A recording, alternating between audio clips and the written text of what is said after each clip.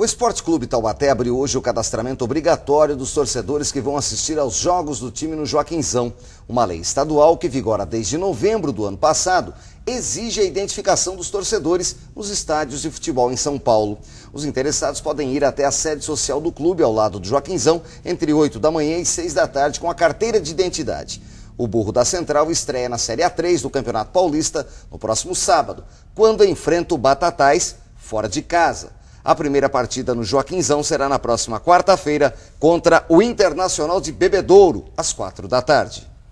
Hoje tem estreia do Guaratinguetá pelo Paulistão em casa. E o tricolor do Vale recebe nada mais, nada menos que o atual campeão brasileiro, o Corinthians. A gente vai até o estádio Dario Rodrigues Leite, onde está o repórter Renato Dias. Renato, o jogo começa às 10 da noite. Eu já garanti o meu ingresso. Quem quiser ir assistir o jogo ainda tem ingresso? Boa noite.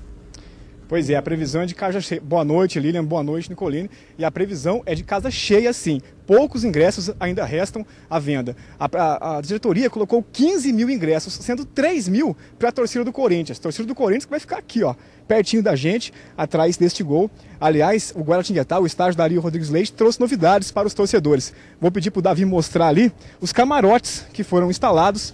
Ali as novas instalações aqui do Dario Rodrigues Leite. Aliás, estádio, né? Foi nesse estádio que o Guaratinguetá construiu a sua bela história.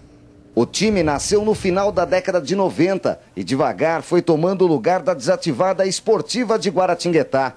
Em pouco tempo, subindo de divisão em divisão, o tricolor do Vale chegou à elite do futebol paulista. Era 2007 e logo no ano de estreia, o time leva o caneco de campeão do interior ao vencer o tradicional Noroeste de Bauru. O resultado deu vaga em 2008 para o Campeonato Brasileiro da Série C. Entre 64 times, ficou em nono e permaneceu na nova fórmula de disputa, com 20 times. Em 2009, depois de ser rebaixado no Campeonato Paulista, conseguiu acesso à Série B do Brasileirão.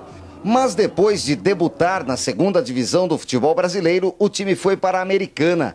Muitos protestos da torcida marcaram a saída do tricolor do Vale. Mas em novembro do ano passado, o Guaratinguetá voltou para aquele que ficou conhecido como o Ninho da Garça. O estádio Dario Rodrigues Leite volta esta noite a ser palco para o tricolor do Vale. Tricolor do Vale que entra daqui a pouco em campo contra o Corinthians, como a Lilian disse aí, o atual campeão brasileiro. E quem está aqui bater um papo com a gente, Nicoline e Lilian, é nosso companheiro da Band de São Paulo, Nivaldo Decilo, que aliás conhece muito bem a região, né, Nivaldo? Trabalhou um bom tempo por aqui. Muito bom fazer jogo de volta aqui no Guaratinguetá. É legal, boa noite para você, Renato, boa noite, Nicoline, boa noite, Lilian, todo mundo que está em casa curtindo. É legal voltar ao Vale do Paraíba, eu trabalhei aqui numa outra emissora há alguns anos, de 88 a 96, e hoje estou aí acompanhando aí Guaratinguetá e Corinthians daqui a pouco na tela da Band. Agora você, claro, está acompanhando mais o Corinthians, né?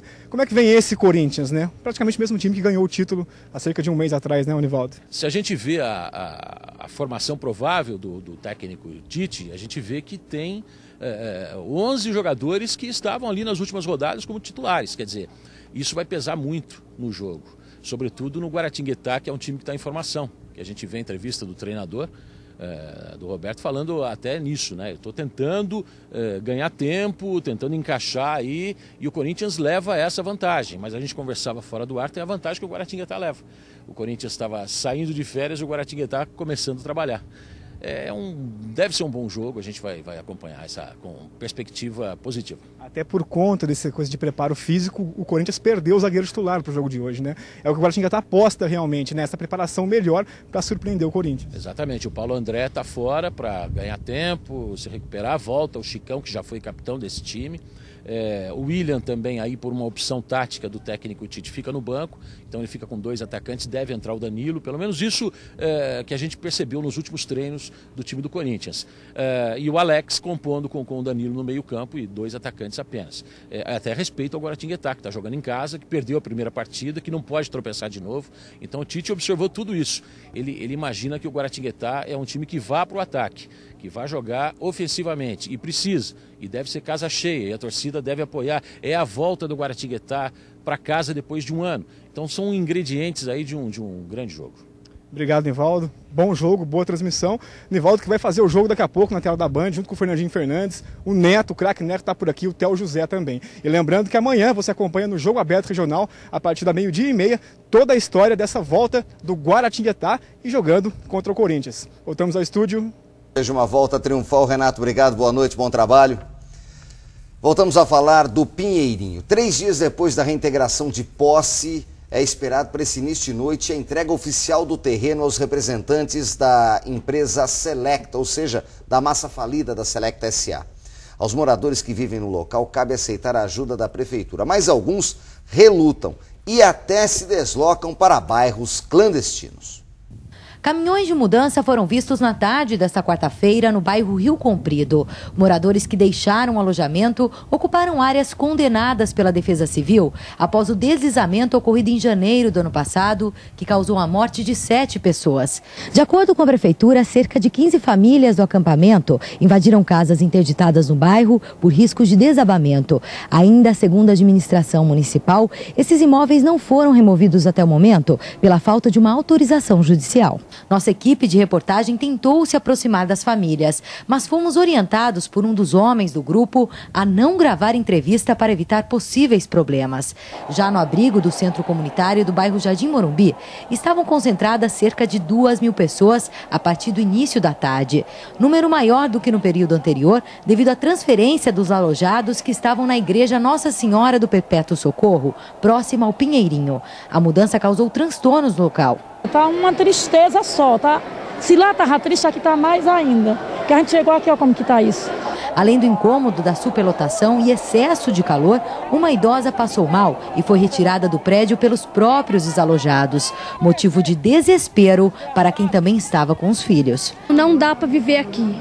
As crianças estão tudo chorando, agoniado do calor. Veio um monte de água, mas tudo água quente. Cheio de gente, um forno, gente saindo daqui passando mal, todo mundo passando mal, criança passando mal. Ainda nesta quarta-feira, a Polícia Militar anunciou o encerramento da operação no acampamento. De acordo com o balanço divulgado pela PM, foram contabilizados um total de 3.150 moradores que viviam em 1.648 casas. A operação foi considerada satisfatória pelo capitão Antero Alves. Essa foi uma operação vitoriosa.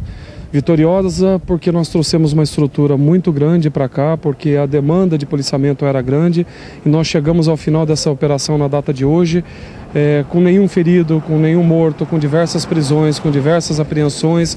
Conseguimos fazer aquilo a que nos propusemos fazer aqui nessa região. Saiba agora quais foram os destaques do Band Cidade desta noite. Casas abandonadas no bairro Rio Comprido são invadidas por famílias que eram do Pinheirinho, em São José dos Campos. As residências estão condenadas pela Defesa Civil por estarem em área de risco. A prefeitura informou que já entrou com ação judicial para derrubar as casas e agora para retirar as famílias invasoras.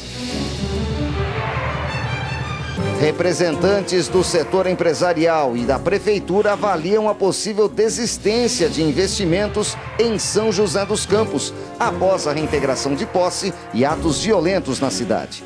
De acordo com a prefeitura, o município conta com 25.000 empresas. Já o presidente da Associação Comercial e Industrial acredita que a instabilidade sentida pelos comerciantes seja algo passageiro. Centro de Controle de Zoonoses de São José dos Campos realiza a campanha de vacinação contra a raiva. A doença, que atinge cães e gatos, é infecciosa e, se não for feita a prevenção, pode ser fatal. O atendimento é reforçado de segunda a sábado no Centro de Zoonoses. O Band Cidade termina agora, mas você pode rever as nossas reportagens no site da TV Band Vale, nos seguir pelo Twitter e tem também o canal de voz Ligue Band para sugestões de matérias. Fique agora com o Jornal da Band. Outras notícias da região a qualquer momento no Acontece Regional, amanhã às 7h30 da manhã. Uma ótima noite para você. Boa noite e até amanhã.